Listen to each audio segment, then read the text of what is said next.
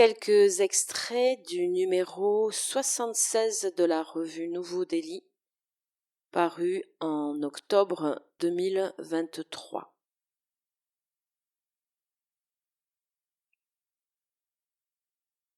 Avec pour commencer le poème de Sandrine Davin.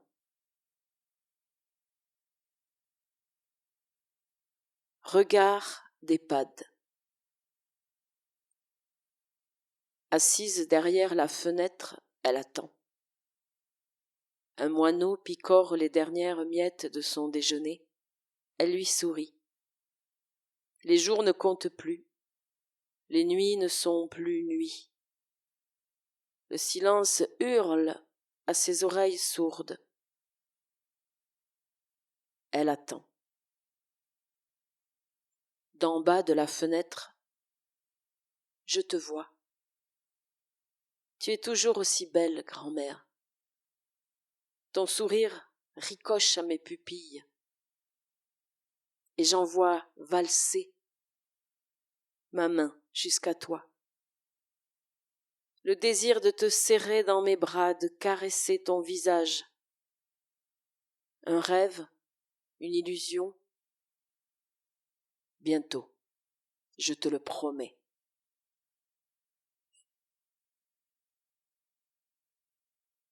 Et cette terre qui tremble encore et encore de son absence dans le chaos de la nuit. Ici les ombres sédimentent les rêves. Ici l'arbre et la pierre nourrissent mon esprit.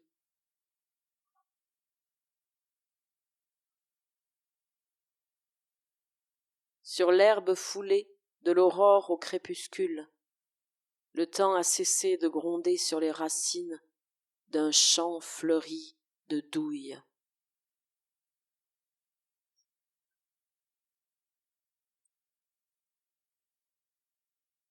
Jean-Louis Clarac. Extrait de l'ensemble publié intégralement dans ce numéro qui s'appelle Poussière aimante.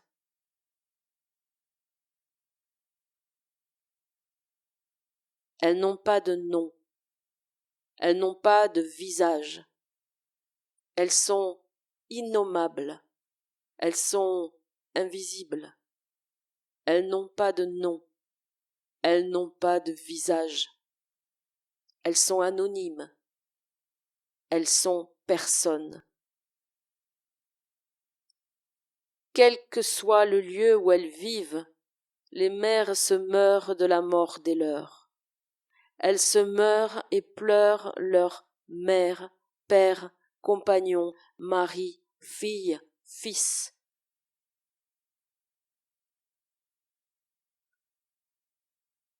Aussi nombreuses que les violences qu'elles subissent, elles sont innombrables. Elles n'ont pas de visage, elles les ont tous. Elles ont les traits de toutes les terres, de toutes les mers. Elles sont atterrées, elles sont amères et pourtant inébranlables.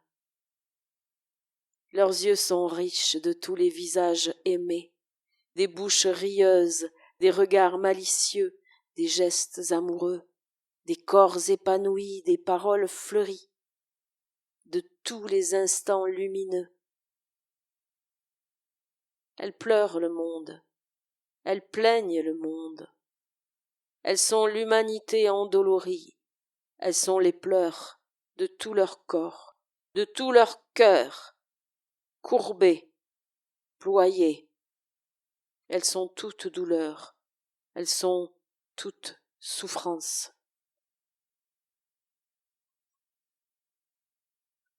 Lamento permanent, traîne silencieux, elles crient un étouffant silence. Elles hurlent un appel inaudible. Leurs gorges se déchirent dans des cris abyssaux. Le bruit de leurs gorges lézarde leur corps. Leur être se fend, d'où se déverse un océan de larmes. Leurs cris sont rouilles au bord de l'implosion, en rupture d'explosion. Elles enragent entre éplorement et déploration, déploration et imploration. Elles ragent, elles enragent, elles larmoient des gouttes de sel, de sang, de soufre.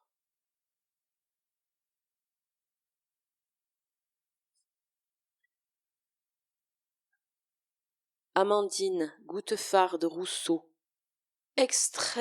Des extraits publiés de Naga. Les couteaux évidés, les conques miniatures, une coquille Saint-Jacques rose, un fossile. Qu'est-ce que je dois oublier déjà? Comme la vie est dure, mais plus loin, il y a une source d'argile, pour modeler un visage, une femme, et dire que c'est l'esprit de la mer. Sur une roche d'algues, elle attendra la marée haute, et dans l'insondable fondra à nouveau liquide et terre. Comme mon corps modelé par la vie, dissous et refondu, par l'infinie grâce qui me reprend quand le contour a fait son temps. Rien de plus éternel que cette sculpture qui ne mourra jamais, avec la trace de mes doigts dans l'océan.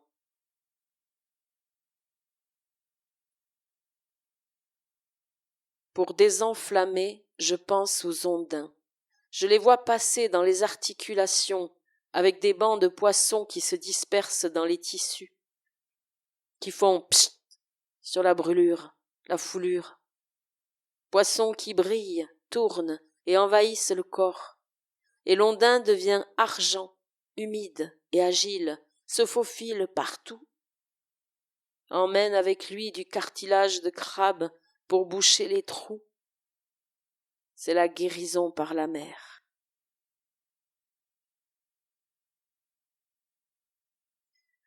Alain Nouvel, des extraits d'un ensemble publié intégralement qui s'appelle Presque à rien. Sur la table, il y a les miettes d'un monde. De mes deux mains, l'une accroupie sous la nappe, l'autre poussant les poussières vers la première, je prie ce monde dispersé avec le murmure si doux du tissu. Je rassemble le peu qui reste.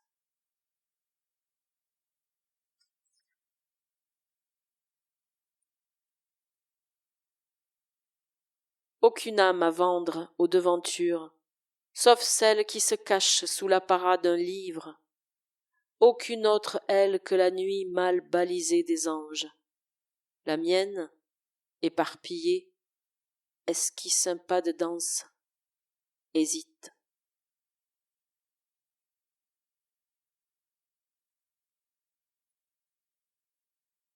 Tu t'es caché, poème, entre les feuilles d'un cahier, dans le bruit d'un feuillet froissé. Tu es nu et tu caches ta nudité parce que tu l'aimes. Tu es promesse, ivresse d'un corps entier, tendresse et voix qui veut toucher. La voix, c'est de la peau qui chante. Tu es cela, poème, cette voile gonflée d'un vent de vie, le rire entier d'un océan. Tu es cela, poème, ce poids-là, un envol et un au-delà.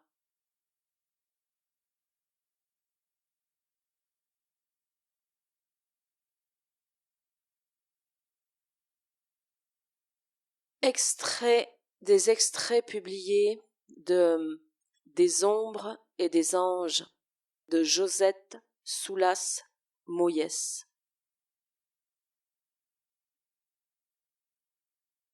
Ces années-là, le vent escaladait la terre. Mes routes se couchaient à même le sol. Elles épousèrent parfois les courbes de la nuit. Monte alors de nos cœurs la voix du temps qui reste. Je veux parler avec les anges, m'entretenir avec le vent. Mon cœur est un furieux mélange de détresse et d'apaisement.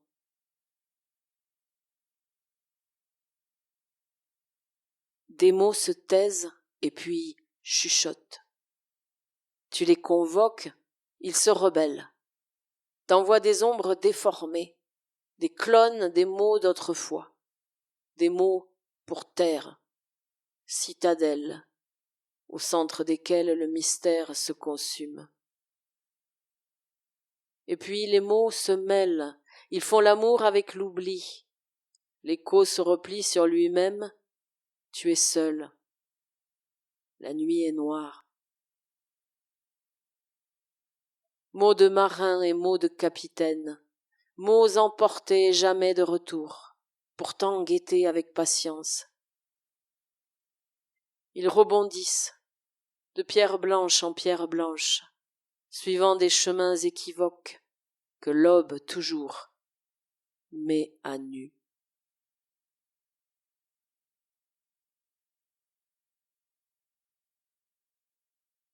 Une ville. Coupée en deux par les remous d'acier du fleuve, la ville s'est construite sur d'anciennes racines. Portes fermées sous leurs marteaux de cuivre. Au jour dit de l'hiver, une nuit se referme. La ville se présente au rendez-vous de sa mémoire. Portes fermées où l'on ne voit jamais entrer personne. En sortent cependant d'étranges voyageurs, musiciens de hasard dans la stridence des fifres, la houle sourde des tambours, musiciens porteurs de masques, marchant au pas vêtus de velours et de soie. Le désespoir ici, seul et sans masque. Il lève haut la tête et remonte à contre-courant les rues de la vieille ville. Même si tu criais, il ne t'entendrait pas.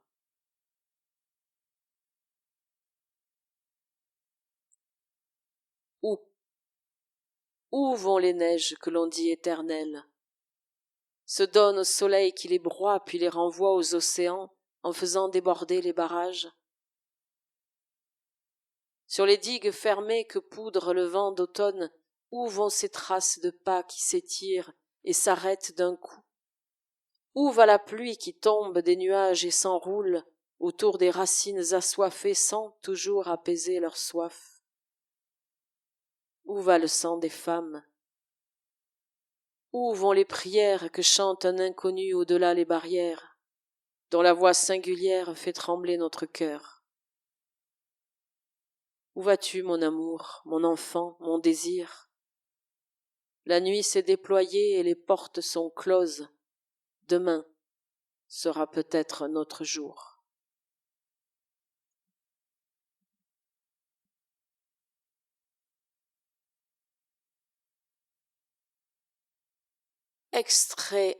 Des extraits de Écume au plus sec des tiroirs de Bruno Giffard. Mon orgueil, dernier retrait, au compte d'une terre défaillante, épouvantail ventre à l'air dont se nourrissent ces rumeurs, multitude à l'œil charbonneux, aux ailes en verre poncé, que divise le crachat des nus, tranchées obsédantes, laisse rimer à rien ces oracles.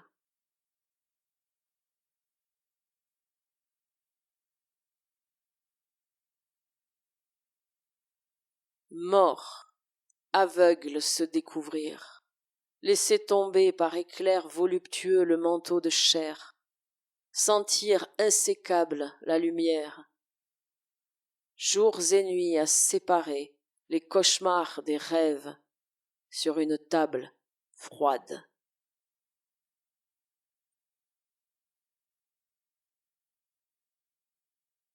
Un sinueux regret m'emporte dont j'ignore la source. Mes yeux d'infini tombent, deux billes cycloniques, d'anneaux planétaires dans l'herbe s'évanouissent. Un pourrissement à l'affût réorganise mes orbites, ma langue ne danse plus sur la mort, je me tiens dévié.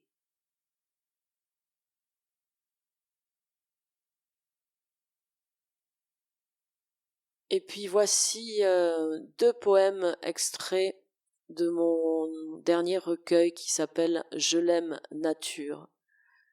Donc Cathy Garcia Canales, « Je l'aime nature », 2 extraits.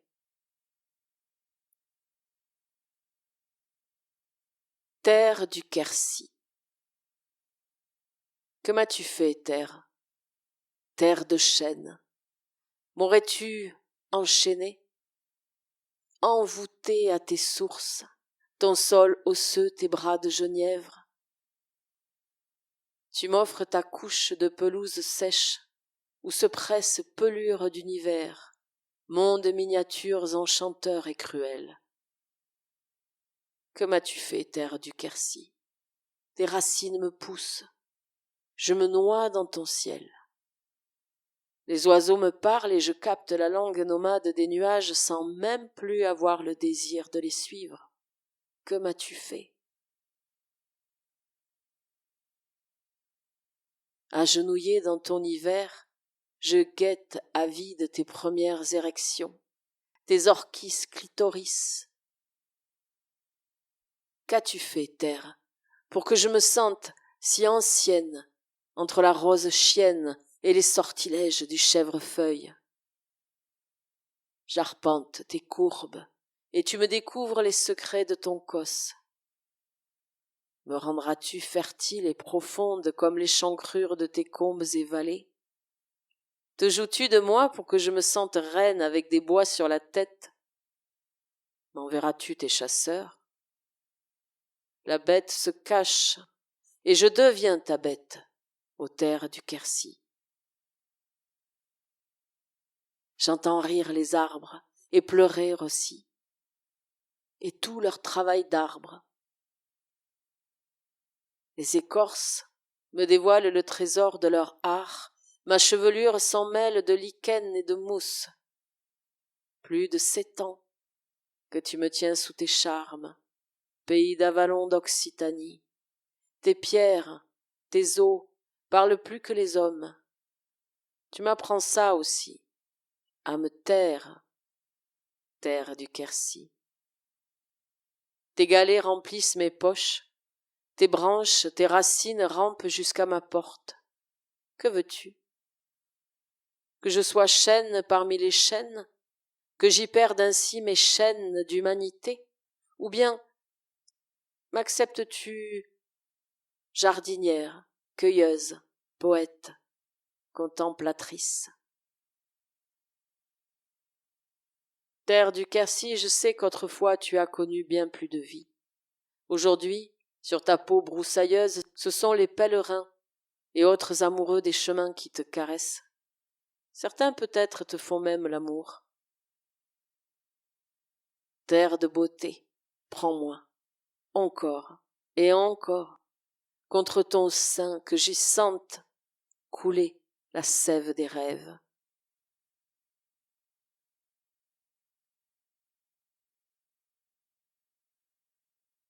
Sève. Cette source claire qui s'écoule s'ouvre des passages, creuse des canyons dans la chair rouge de la terre. Quelques arbres s'y accrochent, la couleur déborde. Arbre des veines, arbre des nerfs, arbre par lequel je respire, sang, sève, souffle, arbre foudre du cœur. Vertical, solitaire, planté sur une ligne, tracée à l'encre de roche, sur la soie vierge et glacée d'une robe de montagne. Arbre de vie au bois de lumière, je me dresse comme toi, nouvelle aube tendue vers le ciel.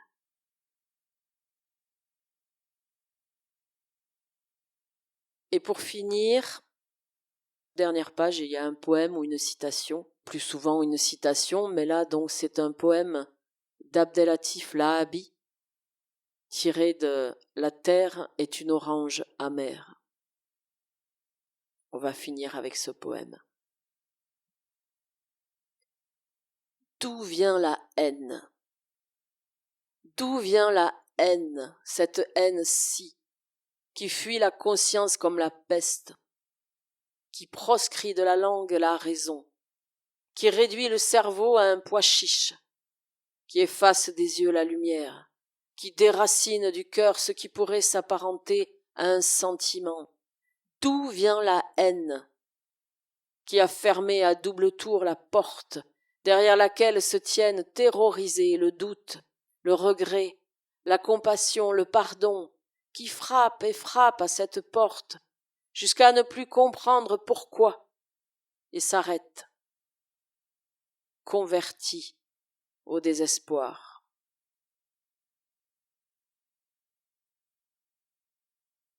Merci pour votre écoute. Le prochain numéro de la revue, le numéro 77, sort en janvier 2024. Que cette fin d'année vous soit douce. Merci.